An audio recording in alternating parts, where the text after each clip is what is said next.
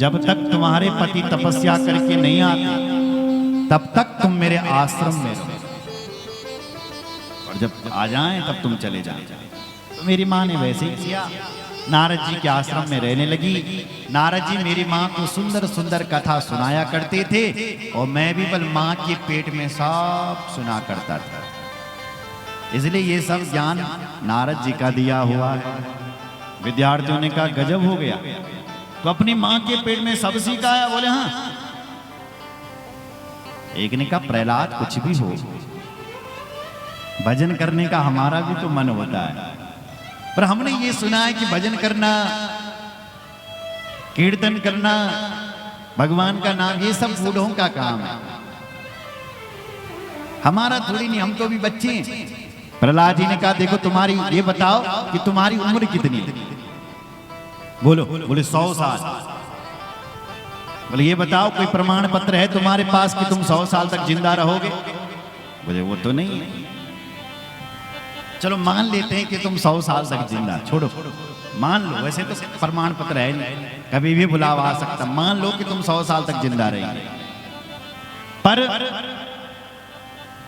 50 साल तो तुमने सोने में खत्म कर दिया, नहीं कर दिया? अरे रात को क्या करते हो, सोते ही तो रहते हो।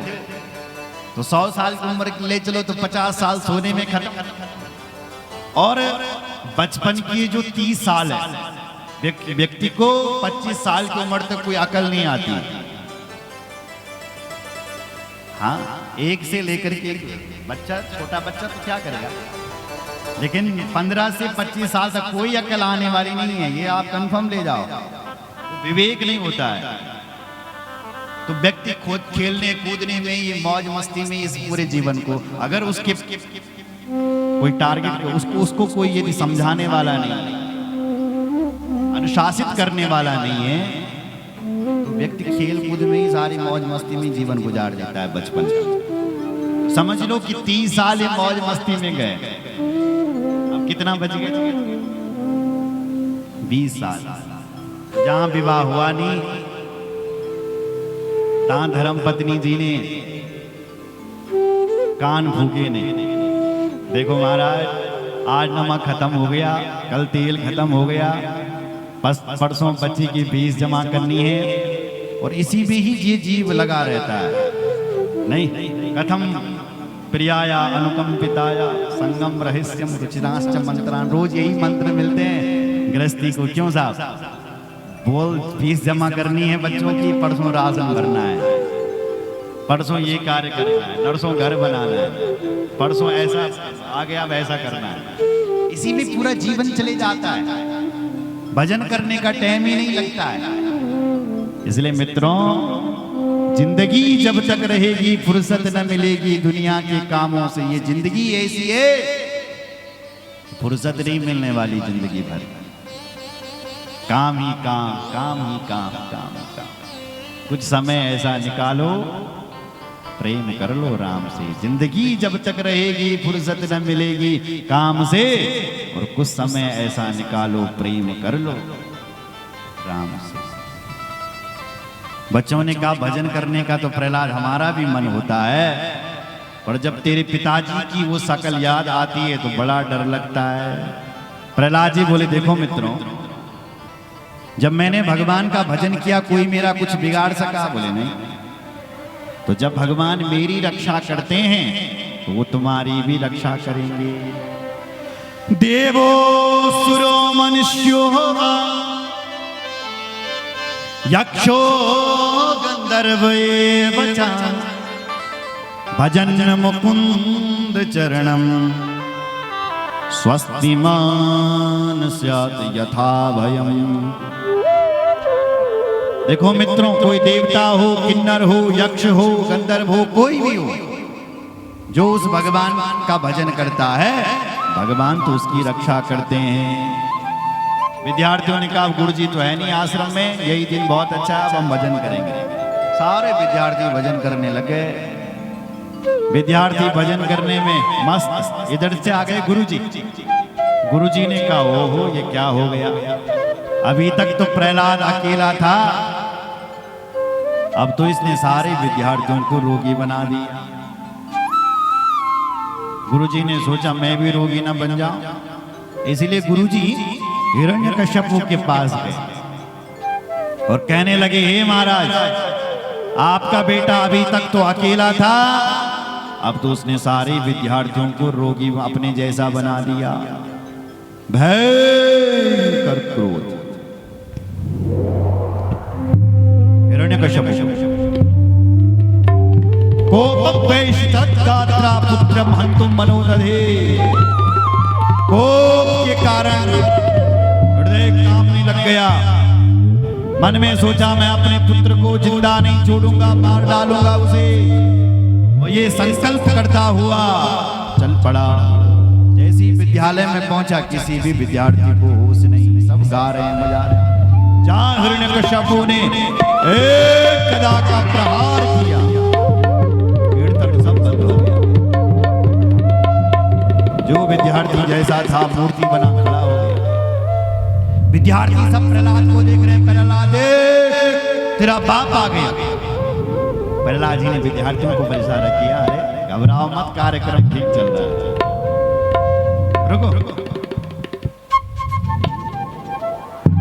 हिरण्यकश्यप आए और उन्होंने प्रहलाद जी पर गालियों की बौछार।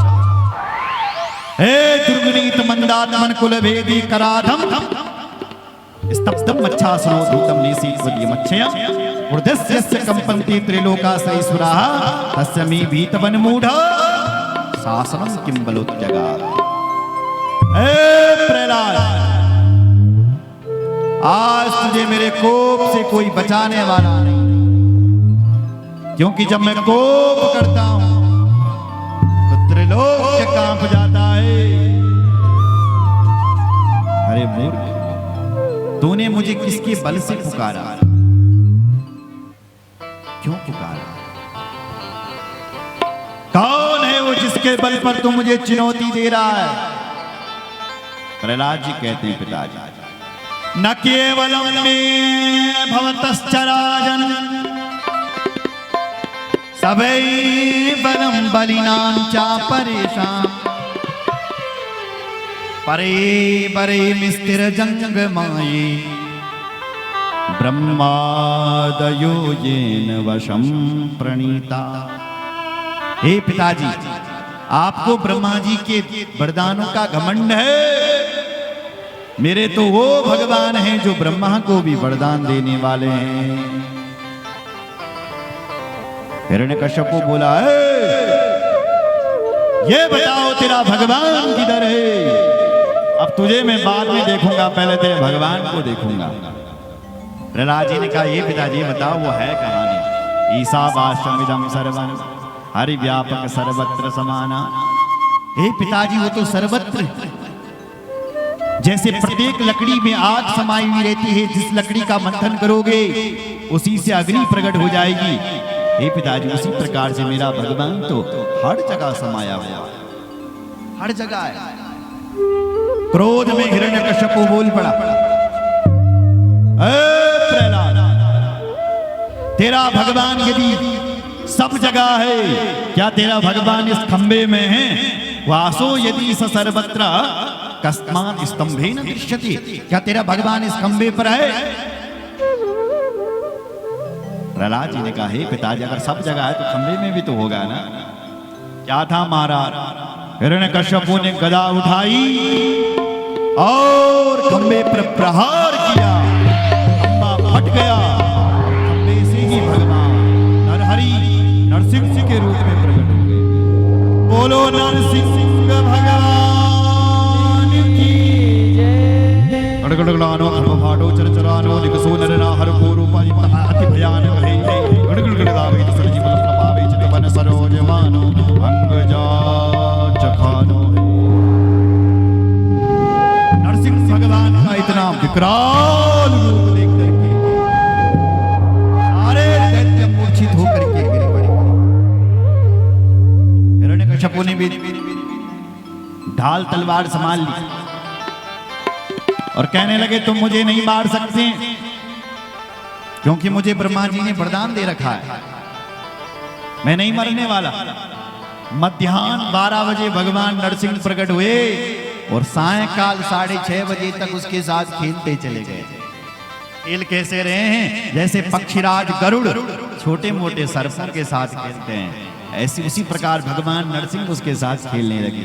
जैसे ही साय का समय आया, भगवान नरसिंह ने उसको जकड़ा, पकड़ा और अपनी गोदी में जाकर के बिठा दिया। कहने लगा, मैं मरने वाला नहीं हूं। क्यों? बोले, मुझे वरदान मिल रखा है। क्या? बोले, ना मैं भीतर मरूंगा ना बाहर मरूंगा। भगवान कहते हैं, ना मैं भीतर हूं ना बाहर है, ना तू भीतर है ना बाहर है। देख, मैं तेरी घर की देहरी पर बैठा हूं। अब घबराए। मैंने वरदान लिया था कि ना मैं ऊपर मरूंगा ना मैं नीचे मरूंगा। भगवान कहते हैं, ना तू ऊपर आकाश में है ना तू धरती पर है। देख, मैंने तुझे अपनी गोदी पर बिठा रखा है, जंघाओं पर बिठा रखा है।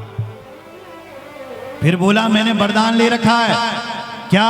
बोले, ना मैं दिन में मरूंगा ना मैं रात में मरूंगा। भगवान कहते हैं, ना दिन हो रही ना रात हो रही। देख रहा है, यहाँ संध्या का समय हो रहा है।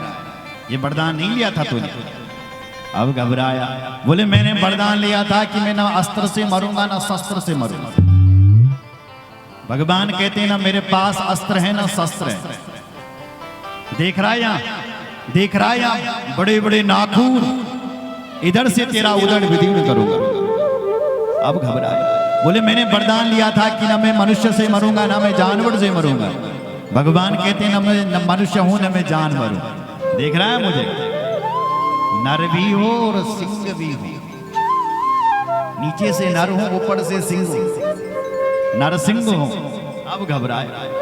बोले, मैंने ब्रह्मा जी से वरदान लिया था कि मैं ब्रह्मा जी की सृष्टि में किसी से ना मरूं। भगवान कहते हैं, ब्रह्मा ने मुझे बनाया क्या? मैंने ब्रह्मा को बनाया, तब ब्रह्मा जी ने सृष्टि करी। तूने कहा था कि ब्रह्मा जी की सृष्टि में कोई मुझे ना मारे, तो मैं ब्रह्मा जी को बनाता हूं, ब्रह्मा मुझे नहीं। अब घबराया। मैंने वरदान लिया था कि मैं 12 महीने में किसी महीने से भी ना मरूं। भगवान कहते हैं, ये 13वां महीना चल रहा है, ये अधिक मास चल रहा है। मैंने तिथि बार नक्षत्रों को, उन तिथियों को इतना घटा और बढ़ा दिया है, इतना घटा दिया है कि एक 3 साल बाद एक अधिक मास तैयार हो गया। तो ये वरदान नहीं लिया था कि मैं अधिक मास में ना मरूं। सारे वरदानों की भगवान ने रक्षा की। सत्यम विधातुम निजवृत्यभासितम व्याप्तिं च भूतेषु अखिलेषु चात्मनः अदृश्यतात्वद्भुत रूपमुद्वहन् स्तंभे सभायां